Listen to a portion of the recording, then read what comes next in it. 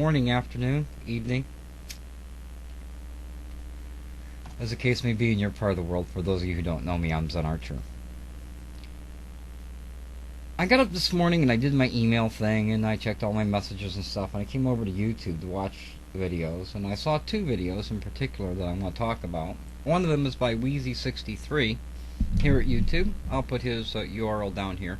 And the other one is SXE Philip DeFranco, who does the Philly TV show.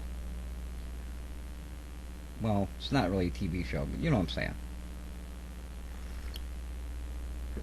Both of them were interesting videos, and they were as different as night and day.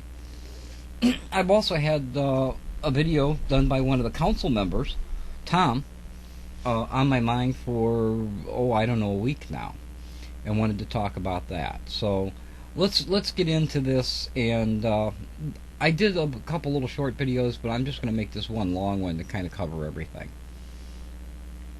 First things first. Let's talk about what happens when you're deleted, when you're removed from the site. Now, you're not supposed to come back, but everybody gets deleted from the site does. YouTube hasn't figured out how to do a K-line. They haven't figured out how to put a file on your system so that you can't get back in. They haven't figured out how to take a MAC address off of your computer so that you can't ever get back in. Apparently I'm smarter than they are, because I know how to do all that stuff, and I'm really not all that smart. But be that as it may, when you get put out, you lose your subscriptions and stuff like that.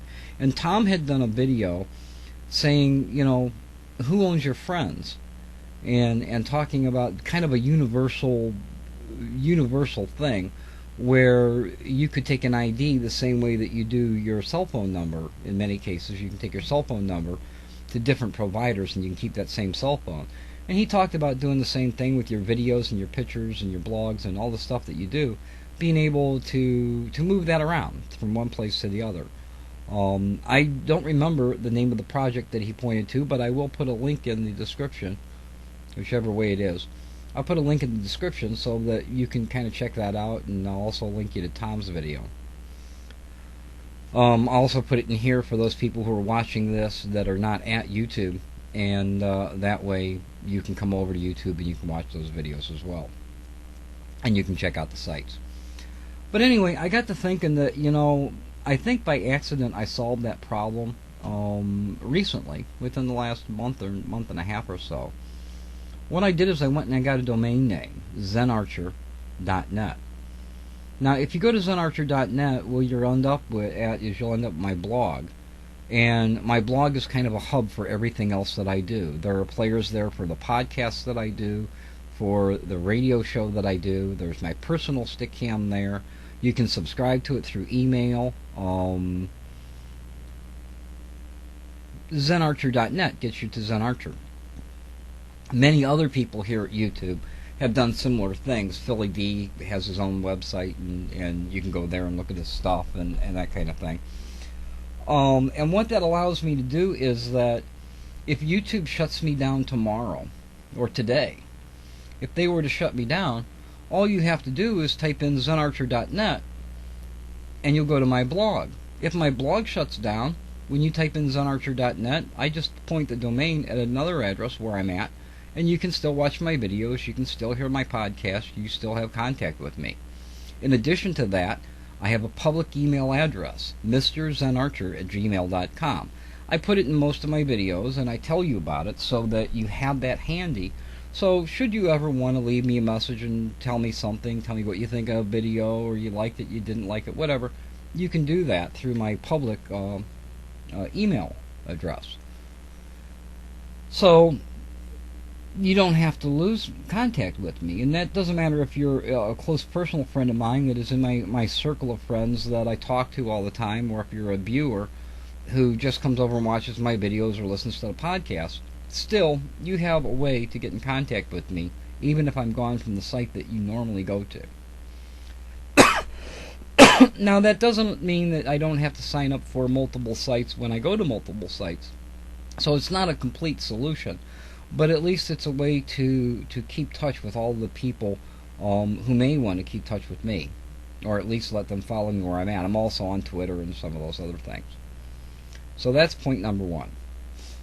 Point number two, Wheezy63 did a video in which he says, you know, YouTube, you got to do something about this. People are getting harassed off the site, and that's an age-old problem here at YouTube. They've always been plagued with inaction.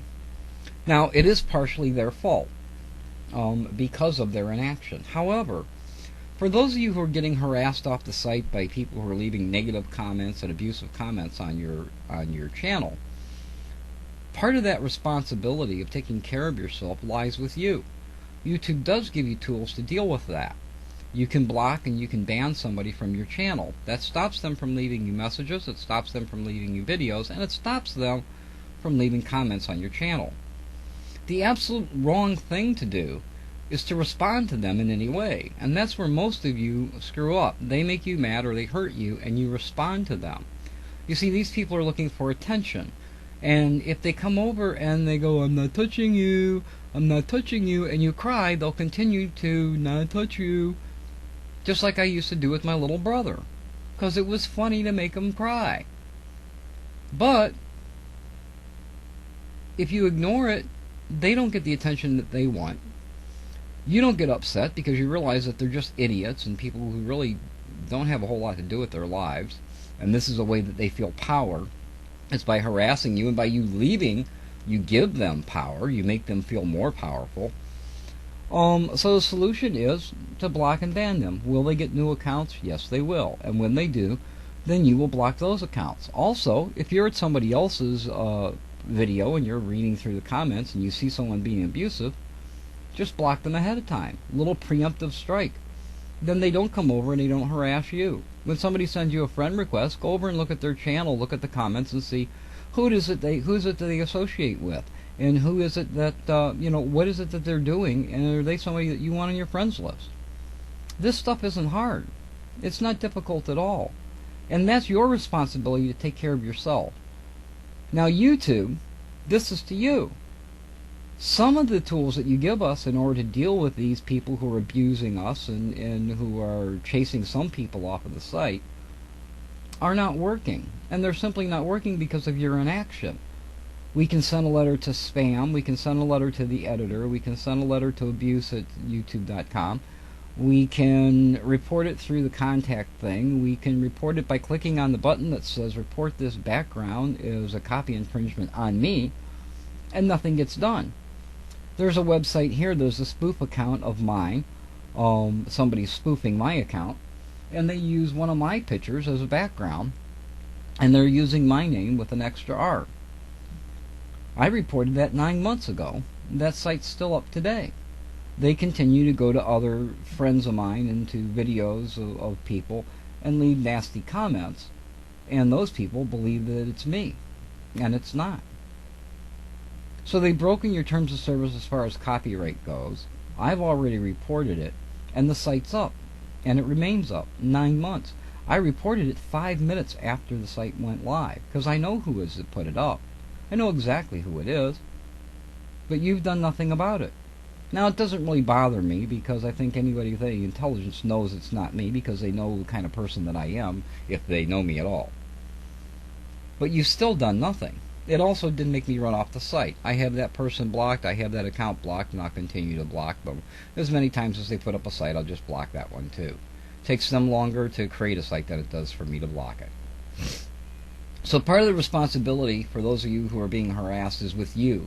Use the tools that you're given, and at least block the people who are harassing you, and then you don't have to hear from them. If they come on the site with another user ID, block that too. But don't respond to them. Don't tell them that they're being mean, and don't, antagonize them. Just block them. When they no longer are getting any attention, it's not fun anymore. When it's not fun anymore, they'll go pick on somebody else. And then they're out of your hair, and then let that person also do the same thing. Eventually, they've got no place to go to have any fun because everybody's blocking them. So that's what you can do to make this YouTube place a better place. Instead of running away is a win for them. So now then, that brings me to SXE Phil, who says you guys need to stop whining, and if you can't stand the heat in the kitchen, then get the out. Well, Phil, that didn't work back in the Vietnam War, and I don't think it'll work here either. If you're a YouTuber and you care about this site, then you don't leave. What you do is you stay here, you complain, you picket, you protest, you whine, you make a loud noise in hopes of being heard, so that eventually the troops will be pulled out. And that's what we need to do here. We need to continue to hammer at YouTube until they get it. Now, I understand that these hate comments and the drama that it generates also generates views here on the site, and views turn into advertising, and advertising turns into money in your pocket. Not you specifically, Phil, but YouTube. So I understand there might be a hidden agenda here as to why things are not being done. But be that as it may, it's not shut the fuck up and get out. As far as what Renetto is doing with his little thing, I know a little bit about it. I've never seen it done before. It's a business model that works, that has worked in the past and is currently working with many companies. And I think it's a really cool thing, and I'm totally behind it. But I'm not going to burn my bridges at YouTube, and I don't need to cause dissension at YouTube in order to get a lot of people to go over there. I believe if you build a better product, people will come and look at it. If you get them to look at it and it is a better product, they'll tell their friends, and eventually that site will be full of people that enjoy what's going on there. I also understand that it's going to have its growing pains and stuff, the same as other places like live video did. Live video never really made it because of a multitude of reasons. And you're right, there is an audience here that is not at any place else. I just recently bought a Kodak camera, a Kodak Easy Share camera, and there's a button on it that allows me to send videos from it directly to YouTube. So YouTube is a place that is established and is going to be here. But that doesn't mean that we shouldn't work to fix it. Now, I understand that you're upset, and I understand that you're upset because you are living with, or your girlfriend is one of the council members, and she's upset. So she's upset, which upsets you, so you have to do a video, and that's what your video says to me. To me, it says, my girlfriend's on my ass, I gotta do something. So that's what you did. You put up a video and said, stop your whining, because it's making it difficult for you, I believe. And I understand that. I've been married. I totally understand that. But the good side to your video is this. It tells us that she's upset. And if she's upset, that means she's heard what the community here has said. And as a community advocate, maybe she'll work towards making those things better. Maybe the council, the YouTube council, would make it better. And I do agree that if YouTube was going to put a council in place that was going to represent us, we should have at least had some say in who that council was in order to make sure that it was impartial. So I do agree that probably should have been done, but it wasn't my choice. That was YouTube's choice. Now I would like to see the council actually representing us. Don't tell me about the new things that you're going to roll out. Talk to me about how you're working towards fixing the things that we already have that no longer work. Tell me that you're working with YouTube and expressing to them our disconcern about people getting chased off the site, or about a messaging system that hasn't worked in the last year and a half. Then the council's doing their job. Then the council is representing us. Right now, their last video just looked like a big YouTube commercial. Very frankly, that's what it looked like. And if you read the comments there, you'll see that. So, Linz, I'm sure you're listening to this. Please, talk to the council and talk to YouTube, and let's get some of these things fixed. And I'll tell you what, if the council would get behind the community here at YouTube that has developed at YouTube, and push our needs here at the site, if they would say to YouTube, we have a terms of service agreement and maybe we should enforce it a little bit better, and get YouTube to listen, we would all be behind the council, because you're actually representing us then. And right now, you just seem like the council's representing YouTube. I don't think they're a very good go-between, in my opinion. So, the last thing that I wanted to say is, to those people who are not getting any kind of response from YouTube, you've left messages to the editor, you've used the contact page, you've left abuse at youtube.com messages, you're sending messages to the YouTube account, and you're not seeing anything happen. When I do videos, I communicate with you through this medium. It's what YouTube is about. When you communicate with me, many times you communicate with me through videos. It's what YouTube is about. Maybe instead of going through all of those other avenues that we currently know do not work, maybe we should communicate with YouTube the same way that we communicate with one another. If you have concerns about the YouTube community, maybe what you need to do is a video expressing those concerns level-headedly, and then attach it to videos that are on YouTube's channel. Maybe if they get enough video responses, or if you send videos to them, maybe they'll start to listen. Maybe by communicating in that way, they'll actually hear us. So that would be my suggestion. Again, I know I'm middle of the road here, and if I've offended anyone, my apologies. My intention isn't to offend anyone. It's simply to talk frankly and to try to keep a level head, stay middle of the road, and let's all work at making this a better place instead of fighting with one another and trying to cause revolutions and collecting our checks and whatever we're doing. Let's work towards making YouTube the kind of place that we're proud to be part of. Until next time, this is Zen Archer, saying you be well.